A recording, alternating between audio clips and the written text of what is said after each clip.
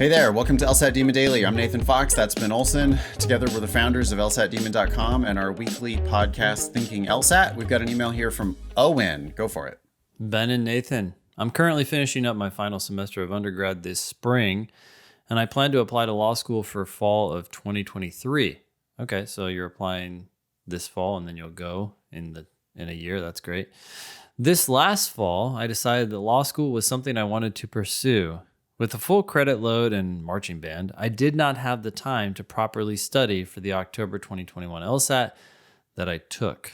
Looking back, I completely understand how foolish it was to try and cram this test in for the fall 2022 cycle. Yeah, you're reading Owen wrong. Owen is talking about trying to apply. He wants to start law school this fall. That was originally his plan. Mm-hmm. And that's a very, very bad plan. It's right now March. You're ridiculously late in the cycle. If you're not going to law, if you're starting now, or if you're studying for the LSAT now, you should not be. You're going to get ripped off if you try to go to law school this cycle. You're not even that early for next cycle. You should be working hard right now in March. Well, I think that was his plan, but his plan now is to apply. His plan has changed. Yeah. Yeah. Okay. All right. I had little confidence going into the exam, essentially cold. 30 minutes of free Khan Academy prep per day for 1 week. Okay. Total of 3.5 hours of LSAT prep. Okay. My diagnostic was a 148. Anticipating that I would perform horribly, I purchased the score review. Okay, so by the way, if anyone's ever anticipating that they're going to perform horribly, withdraw from the test, okay? I got back a score of 154. Although I knew it wouldn't get me into law school for free, I was pleasantly surprised considering my lack of prep and the fact that I ran out of time on my fourth logic game, selecting C for every question. I came across your podcast a few weeks ago and started Demon Free this week. I plan on purchasing a premium account for the month leading into the June LSAT. Is 30 days enough time to increase my score by 14 points or more? Should I even shoot for June or just wait and take it in August only? Lastly, what are your opinions on the first time score review? Okay, do law schools view a record of 154 in the same light as a cancellation? For future test takers, is score preview a waste of money? Well, ignoring those questions, I want to say that Owen feels like he's falling into the same trap that he fell into before, right? He spent 3.5 hours preparing with Khan Academy for his first test. And now he's like, okay, what's the least amount of time I can spend and get ready for this test? Yeah.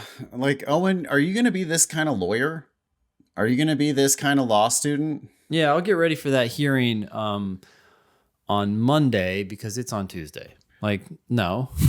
You're not going to be the kind of lawyer who does the minimum to prepare for trial, right? You're not going to be the kind of law student who does the minimum to prepare for your exams, right?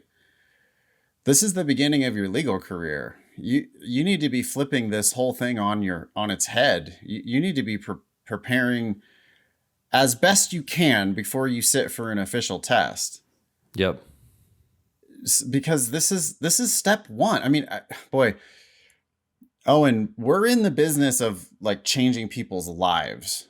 I'm not here to give you bullshit advice about how to squeak in at the last minute and do the minimum and prepare, whatever. Go get that advice somewhere else. You're writing us for advice. Our advice is always going to be, don't register for the test until you're happy with your practice test scores. Your practice test scores are not going to lie. I don't know whether you're going to be ready for the June LSAT or not. 50-50 at best. I don't know. At best. Yeah. We don't know. And here's the thing to keep in mind, Owen. You scored a 154 with 3.5 hours of prep. You're a candidate who has the potential to get into the 170s. I don't see why. Yeah, you have great promise, and you're going to squander it with this type of shit. Yeah. Like, you're the type of student, you're already doing 3 games and guessing on the 4th. Okay, don't take the official test until you're reliably perfect on the logic games.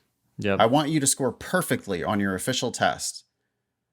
Oh, I don't want you to take the test until you can score perfectly on your logic games. That would be dumb. You would be like just leaving actual money on a, well, metaphorical table. But it's like you're just, come on, dude, slow down. Get the very best LSAT you can. You need to think about the upside here. Huge upside. It's not just the money you're going to save from going to law school. You're going to go to a better law school. You're then going to be in the top of your class rather than the middle or the bottom. You're then going to get a better job that's going to pay for years to come. You're going to pay off your debt, which is going to be extraordinarily small and only from living expenses, faster, which is now going to let you invest sooner. You're going to have a life that's dramatically different because you take another 6 months or a year, if necessary, in this process to apply. I'm not saying it's going to take you a year to prepare for the LSAT. I'm just saying, like, give yourself some time now and then let it pay off for years and years to come. Exactly. God, you know, he's, instead of trying to cram in, he's like, is 30 days enough time to increase by 14 points or more? Why 14 points? What are you talking about? Why not 20? Why not 24? Why? Yeah. What? Like, dude, you can improve more than you think you can improve, but you're going to have to like let it breathe a little bit. You're going to have to take some time to do it. Mm-hmm. Don't, you know, I don't know. I guess, you know, budget is a concern, which I totally respect and understand, but don't do 1 month of premium leading up to your actual test. The LSAT is not a test that you can cram for. In fact, I would much prefer, Owen, that you do 1 month of the Demon now. And if budget means that you can't do premium now, maybe do a month of basic now. Mm-hmm. Because like 2 months of basic, how many tests? Well, all of the tests, right? With a subscription to Demon Basic, you can have access to all the tests. Mm-hmm. And you could be working your ass off, Owen, a little bit every day. You could be doing 30 minutes a day, probably not enough. I would like to have an hour of your time most days. Mm-hmm. But boy, an hour a day of Demon Basic, and I think that this guy is gonna like almost guaranteed. Boy, it's shocking to say this, but if he did an hour a day of Demon Basic, he eventually would get into the 170s. Probably, yeah. I mean, that's unreasonable. I don't think it's unreasonable at all. I think you would maybe get there faster if you did a month of live, just so that you could have more conversations like this one and then interact directly with us. I do think that premium would be better than basic if for someone who's once they're like scoring much higher, because then you can get the explanations for those more recent tests. For the more recent ones, yeah. The point is, I mean, whatever, Owen, I don't care what level of the Demon you do, but I think you're exactly the type of person that we can help a lot.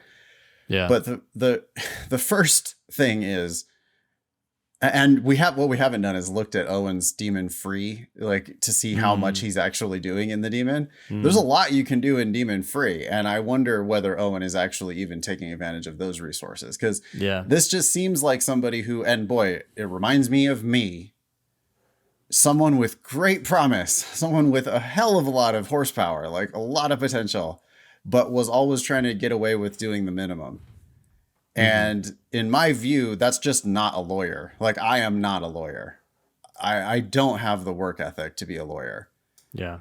And Owen, you know, the LSAT is an opportunity for you to demonstrate that you do have that work ethic. So I would start with that. Email daily at lsatdemon.com if you'd like to ask us a question or share some LSAT or law school admissions news. Thanks for listening.